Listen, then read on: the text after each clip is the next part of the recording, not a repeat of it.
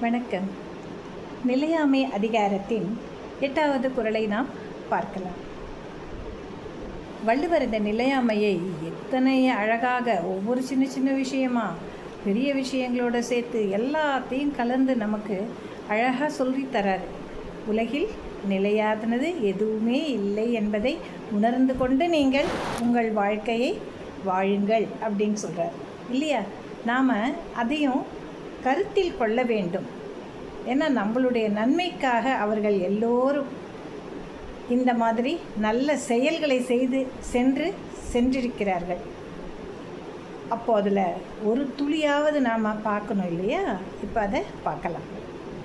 உடம்பை தனி தொழிய புல் பரந்தற்றே உடம்போடு உயிரிடை நட்பு. உடம்பை தனி தொழிய புல் பரந்தற்றே உடம்போடு உயிரிடை நட்பு. எவ்வளவு ஒரு அழகு!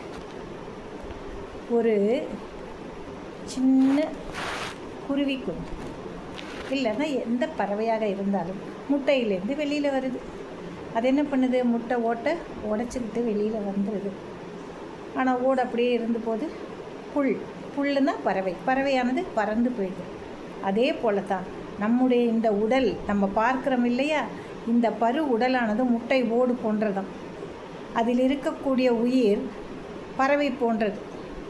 இந்த பறவை உயிர் பறவை எப்பொழுது வேண்டுமானாலும் இந்த ஓட்டை விட்டு பறந்து சென்றுவிடும். இது கூட தெரியாமல் இருக்கீங்களேப்பா. இதை யாராவது நீங்கள் எனக்கு இன்றைக்கி தான் நான் போகிறேன் அப்படின்னு எழுதி வச்சு சொல்ல முடியுமா? கண்டிப்பாக முடியாது. ஆக இந்த உடலும் உயிரும் ஒன்றோடு ஒன்று இணைந்து காணப்படுவது போல தெரிந்தாலும் இந்த உயிர் எப்படி ஒரு பறவையானது தன்னுடைய முட்டையின் ஓட்டை உடைத்து கொண்டு வெளியேறி செல்லுகிறதோ அதே போல் இந்த உடம்பை விட்டு உயிர் நீங்கி சென்றுவிடும்.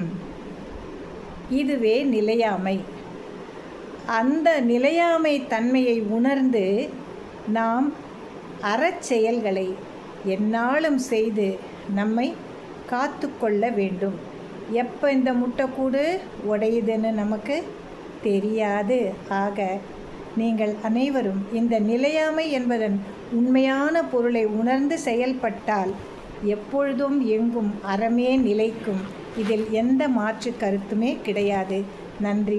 நாளை அடுத்து சந்திக்கலாம்.